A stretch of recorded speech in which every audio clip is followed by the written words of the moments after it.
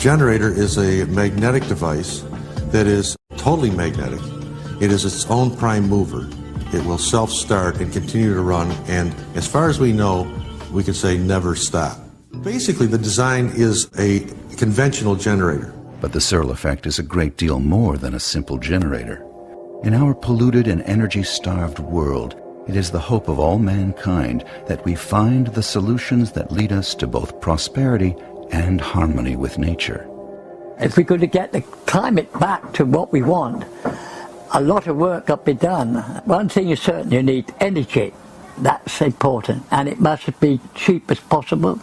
Preferable, no pollution. This is the story of a man that fights against the big energy companies, creating a device that produces free energy. A story with a lot of drama and the opposition that came from big energy companies against him and his family. We bet that you are tired of paying hundreds or maybe thousands of dollars on your electric bill, stressed out because the plans you have made doesn't cover your budget. A lot of people confront this kind of problem these days. You are not the only one. His name was John Searl, and he was born 6 weeks early and therefore was not expected to survive in England on May 1932 at a workhouse called the Downs on the Newbury Road in Wantage, then situated in the county of Berkshire. His father's name was Robert Henry Searl, whose presence appears to be non-existing at this time, was the reason for the shameful event to have taken place. John's life was far from being happy. His mother Violet had to work long hours on the local farm to feed him and herself, and when there was no work available, she had to beg for food coupons from the Public Assistance Committee Department. John was placed in a foster home when he was still very young. He was a very curious boy and wanted to know how everything that he saw worked and was eager to learn and understand everything he could. John Searl started in electrical rewinding of motors, stripping motors and rewiring them, winding coils. He was actually starting a 5-year apprenticeship, but weeks later he had left that and went into pharmacy, learning to dispense doctor's prescriptions. And that, of course,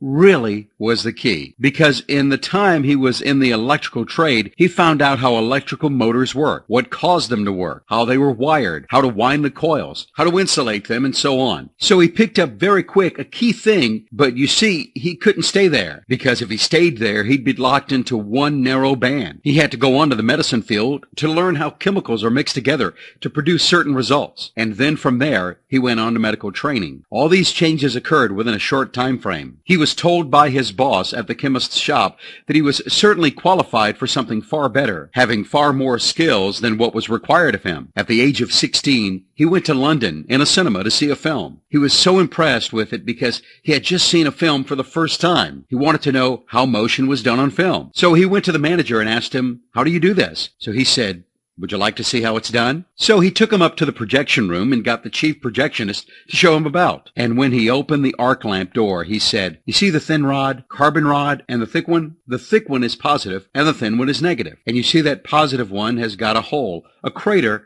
and the negative has got a point." He said, "The power comes from the positive and goes to the negative." And J.S. said, "You're wrong. It goes from the negative to the positive." He said, "No, I've been in the theater a long time. It goes from the positive to negative." So J.S. said, "If it goes from positive to negative, as you've said, and not from negative to positive, how do you explain the crater in the positive? You've got a crater there because something is hitting it hard. It is knocking the stuff out, and it has a point on the other end because stuff is leaving it from the outside to the inside, and it splits away." So when the boss saw how he was tearing his top man to pieces, and he's only a kid, he asked him if he wanted a job. So he was given a job right away. So at the age of 30, he really knew everything about the atom. What could you do with it, and what you can't do with it. He began to realize that a certain law applied, and that law was the squares. These squares define everything, what you can and cannot do in nature. Well, the first thing was he was lucky. He worked for the Midlands Electricity Board in 1949, and he had all the equipment. Everything was there. What it was, the chaps were laughing at him. And when you're in charge of 11 areas,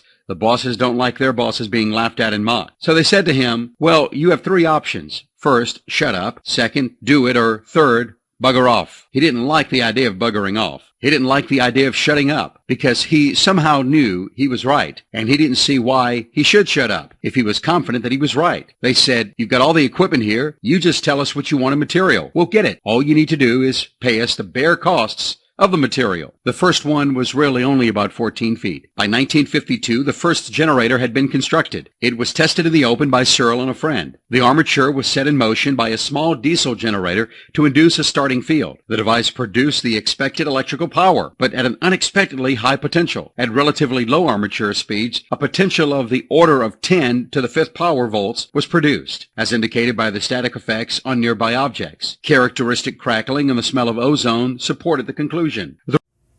Thanks for watching. I hope you got a lot from it. Don't forget to click the link below for my special discounted price.